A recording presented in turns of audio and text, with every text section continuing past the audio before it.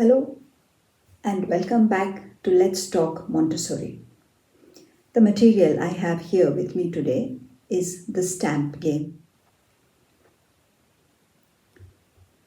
Square pieces in the hierarchical colors, green for the units, blue for the tens, red for the hundreds, and green for the thousands. And there are lots of them.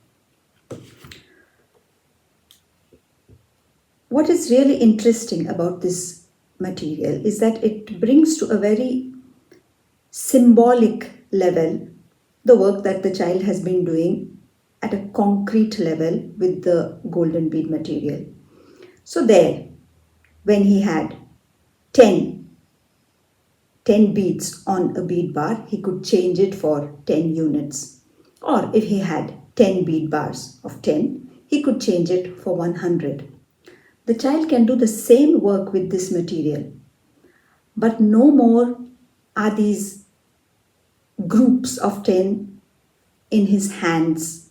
They are in his mind. So, this is 1 and this is 10. The size is the same, the color is different, and the number written on the stamp is different. So, the difference is in the child's mind. He, inside of him, knows that this little stamp of 10 is equal to 10 of these green units.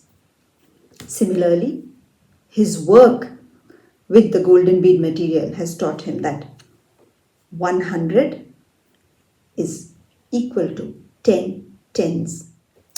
The golden bead material is what lays the foundation for this material. But once the child comes to the stamp game, he can do lots and lots of work, the same kind of work that he has been doing before. Addition, subtraction, multiplication, division. But he can do it much faster. 1, because he has already worked a lot with these operations.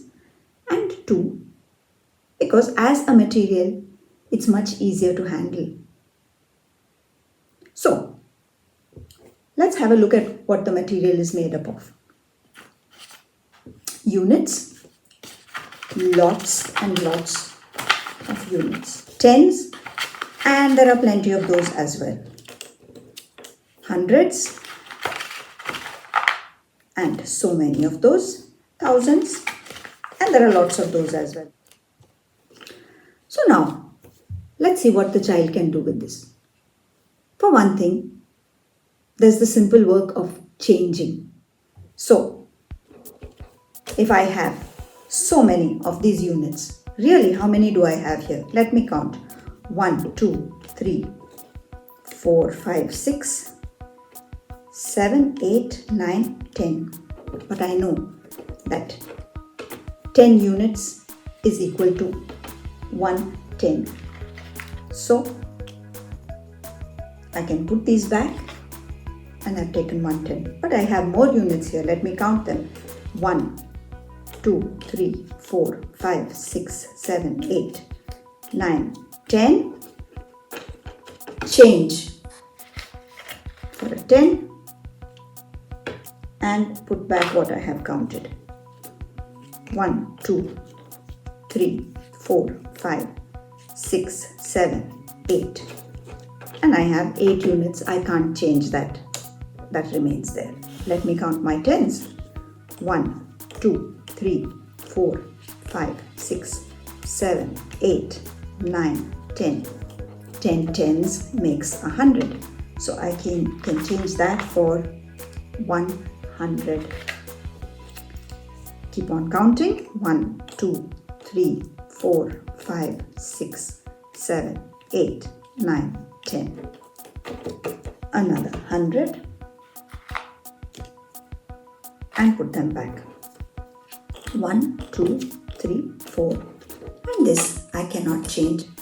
And so on. But there is also the reverse changing that can take place. If I have this 10, can I change it for something else? A single 10? Yes, I can change it for 10 units. So I want to change this for 10 units. Let me 1, 2, 3, 4, 5, 6, 7, 8, 9, 10. And I have changed my 10 for 10 units. Now, we did two kinds of changing here. One where we went from the units upwards, and the other where we came in the other direction, changing from a higher hierarchy to a lower hierarchy. Every time we do additions or multiplications, we change from a lower hierarchy to a higher one. Every time we do division and subtraction, we change in the other direction.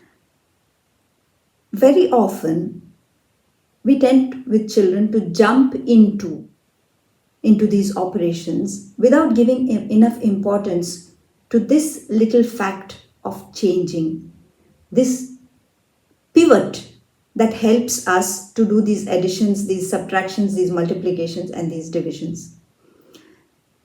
This carrying over or borrowing is something that is seen very clearly with this material. It's very important for the child to spend time with just this activity of changing before he goes on to working with operations. Because once he understands this idea of changing, the operation itself becomes much simpler.